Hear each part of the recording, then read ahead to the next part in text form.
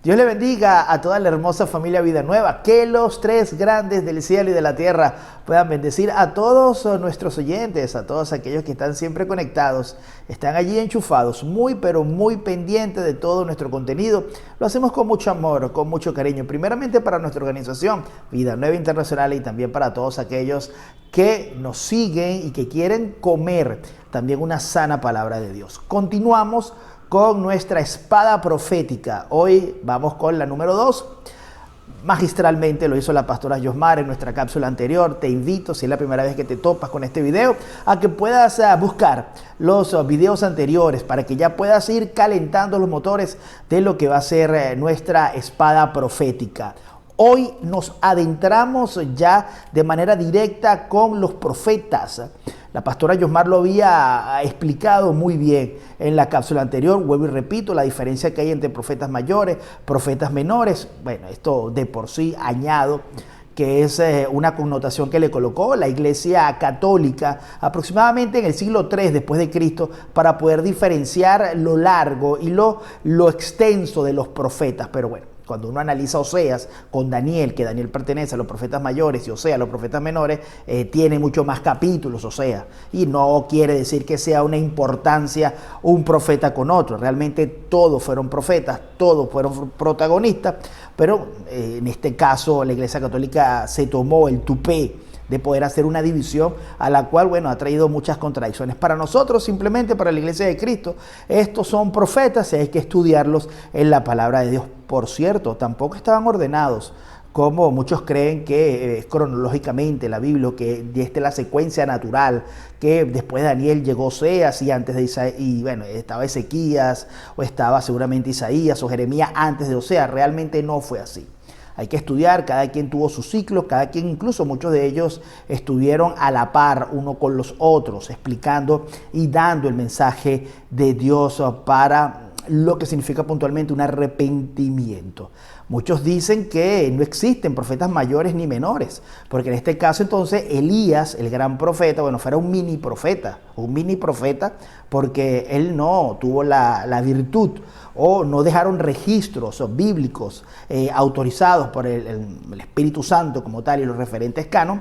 No hay escritos de este personaje tan histórico como fue Elías. Entonces, bueno, en caso tal de que si dividimos profetas mayores con profetas menores, entonces ¿dónde quedaría Elías? ¿Dónde quedaría Juan el Bautista también? Que tampoco hay registros de que él haya podido dejar plasmada profecías o algo por el estilo a nivel de escritura.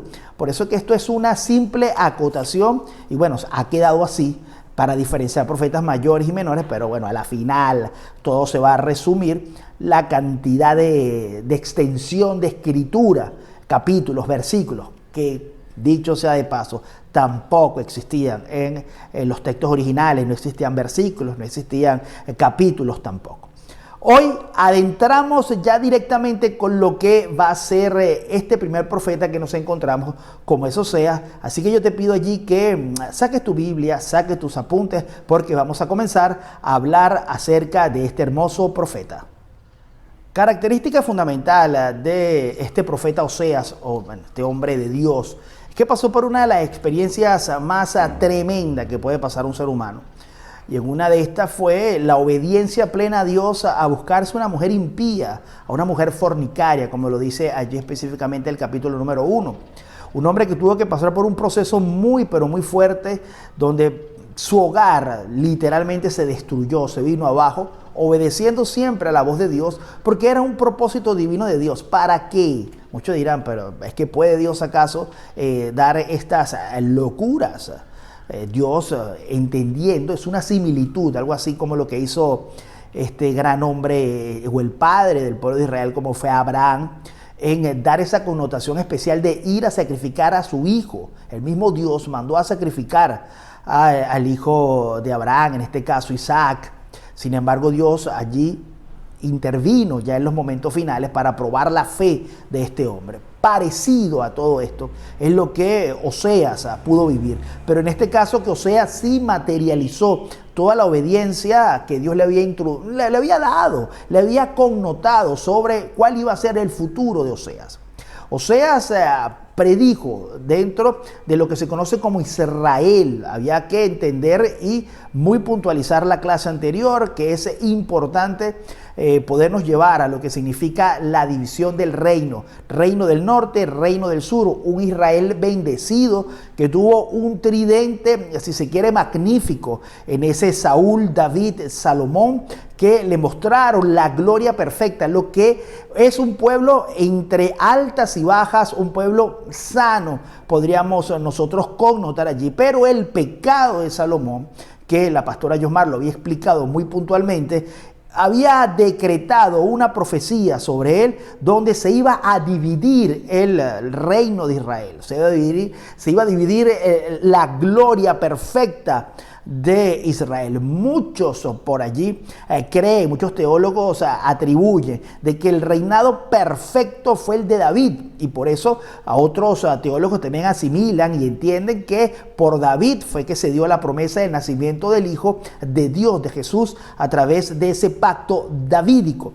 Se divide realmente Israel, reino del norte, reino del sur, Judá, que posteriormente se unió con Benjamín, que se conoce como ese reino del sur, y el reino del norte como tal, donde gobernaba, donde estaba el grosor de las otras tribus, ya prácticamente en una partición de lo que iba a ser el reino de Israel. Reino del norte, reino del sur, otros lo atribuyen reino de Judá o el Israel que queda ahora, y los otros, el otro gruesor de las otras tribus que se fueron en esa partición de la gloria de Jehová dada en ese momento tan espectacular como fue este tridente de Saúl, David y Salomón, fueron llamarse o se quedaron siendo Israel y siendo el reino del norte. Es importante tenerlo bien claro, porque en cada uno de la división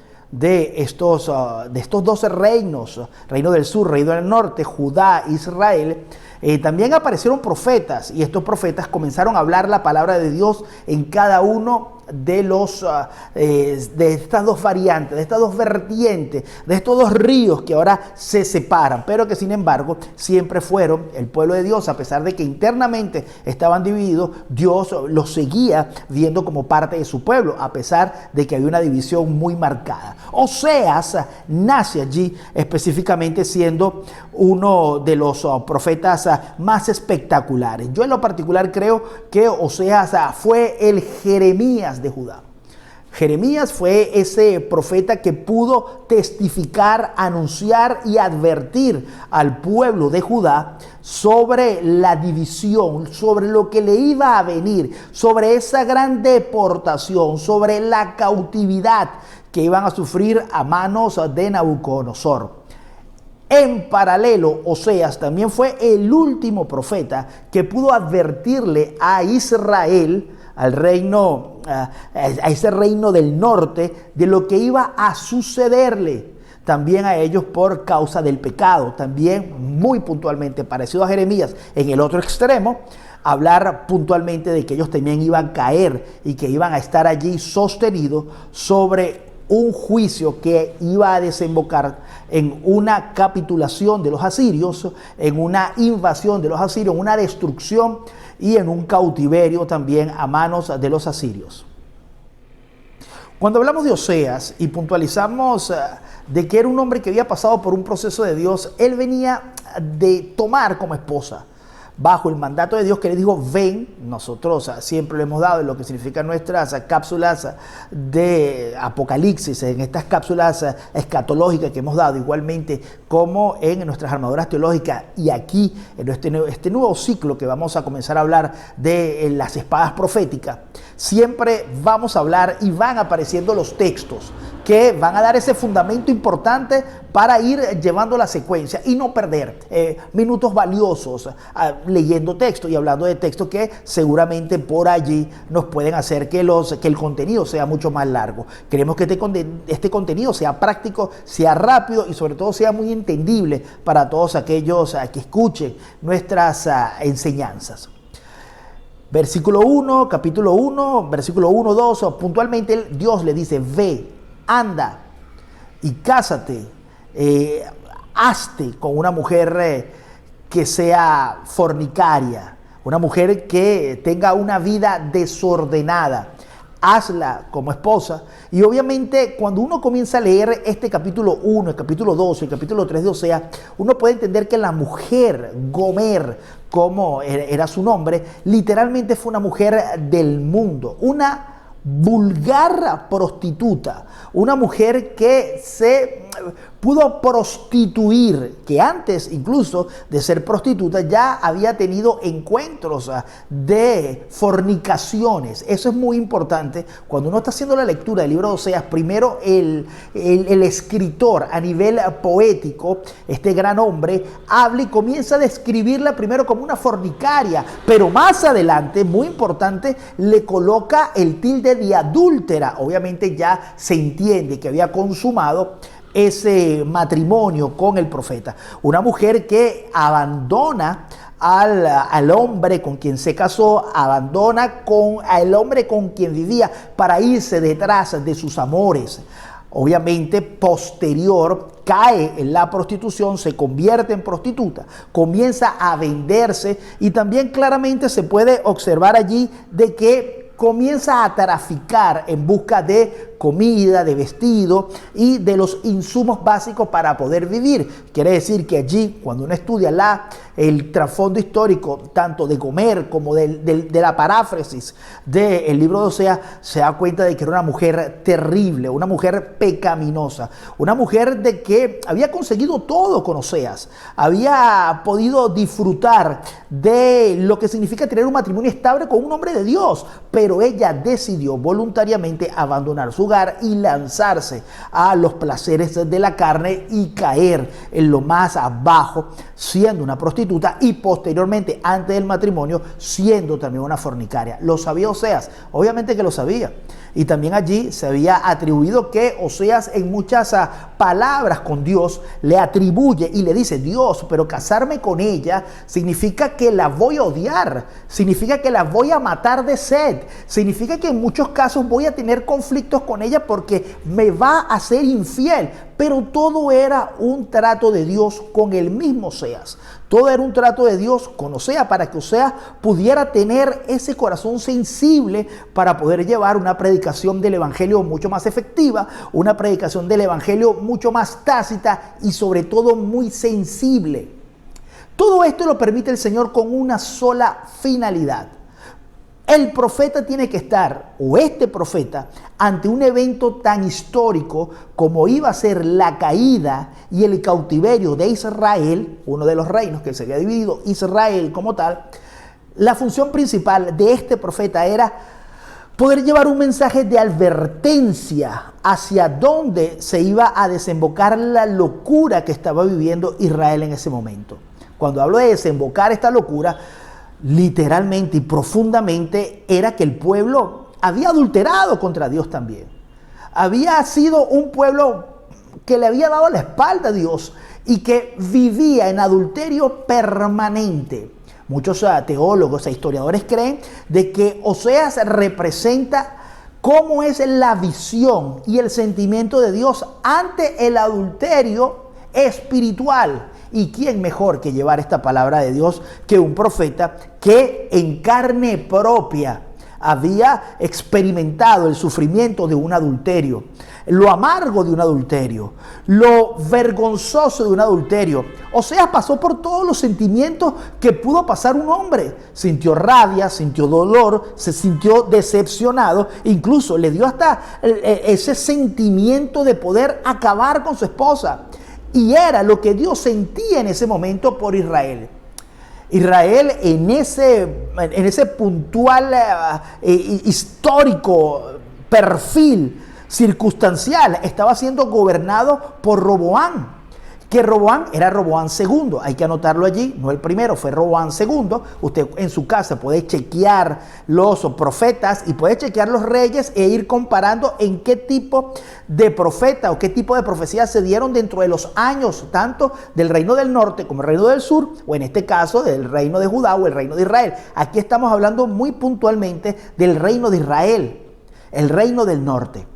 muy pendiente allí sobre todo lo que va a significar tener a un profeta con un corazón sensible que había pasado por una experiencia, poderlo llevar a conocer la intimidad de Dios. ¿Y quién más? Un hombre que haya pasado por esa experiencia tiene la sensibilidad de Dios para poder hablar de un caso de un adulterio espiritual.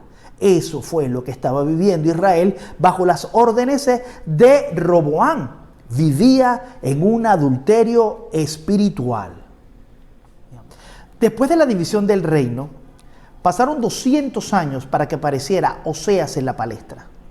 200 años después de la división del reino. Quiere decir que Israel por un lado y Judá por el otro, reino del norte por un lado y reino del sur por el otro, comenzaron a vivir vidas desenfrenadas entre reyes malos y reyes buenos. Israel, en este caso, el reino del norte, donde estamos nosotros puntualizando, es uno de esos reinados terribles, como lo habíamos dicho, específicamente 200 años después con la presencia de Roboam.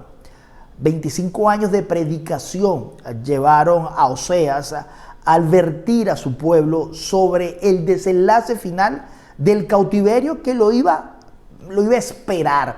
Era profético. No se les olvide que Dios nunca hace nada sin advertirlo primero a los profetas, sin mostrarlo primero a los profetas. Una de estas características muy puntuales es que ya Dios se lo había advertido. Incluso lo podemos ver desde Deuteronomio. Muchos años más atrás, antes de que existiera la monarquía de Israel, Dios le había dicho: el día que te vayas con dioses ajenos o con dioses paganos, ese día yo te voy a entregar en manos de tus enemigos y te voy a lanzar a la esclavitud. Todos lo sabían. Pero creo que muchas de las personas hoy en día, y es el típico norte del ser humano, piensa que Dios nunca va a actuar o que la palabra de Dios parece que nunca va a llegar. Hoy, en estos estudios proféticos, yo te voy a enseñar de que sí es así. De que hay un límite para Dios y de que lo que Dios promete sobre ti, para bien o para mal, y tú lo cumples o lo desobedeces, siempre va a traer consecuencias. Hay un texto que no puede ser borrado. Significa de que Dios en su esencia como tal no puede ser burlado y no es mentiroso. Dios no es mentiroso. Dios siempre nos va a traer a nosotros el pago de nuestra obediencia o de nuestra desobediencia.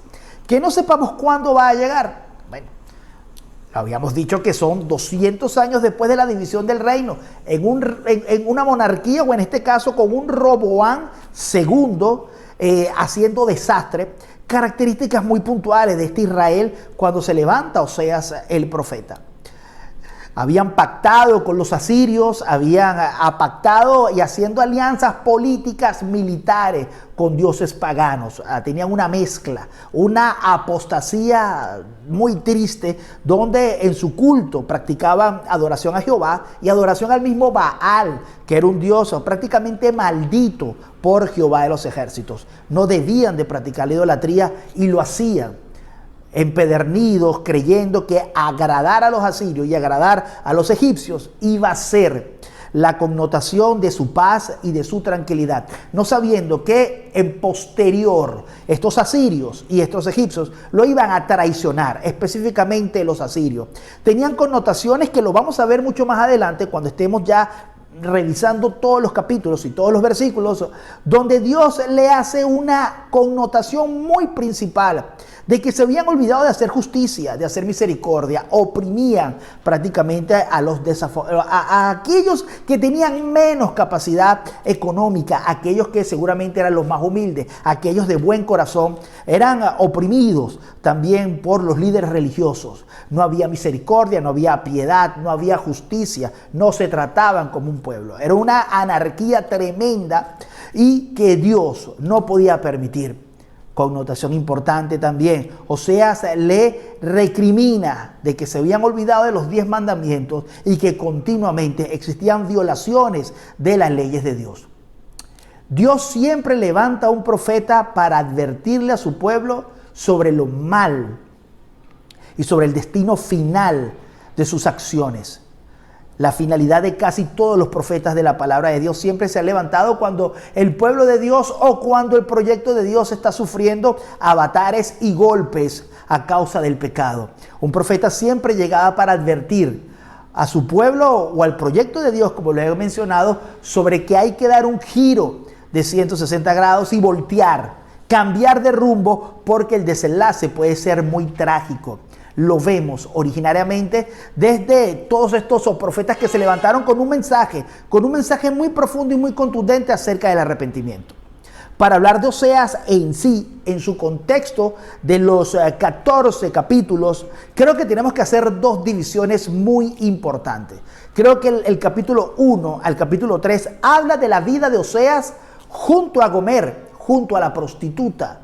Todo lo que él vivió, todo lo que él hizo y cómo a la final de la historia él termina perdonando y amando a Gomer, y que Gomer, la prostituta, termina siendo sana. Es una historia, es una poesía de la misma vida de este hermoso profeta de Dios.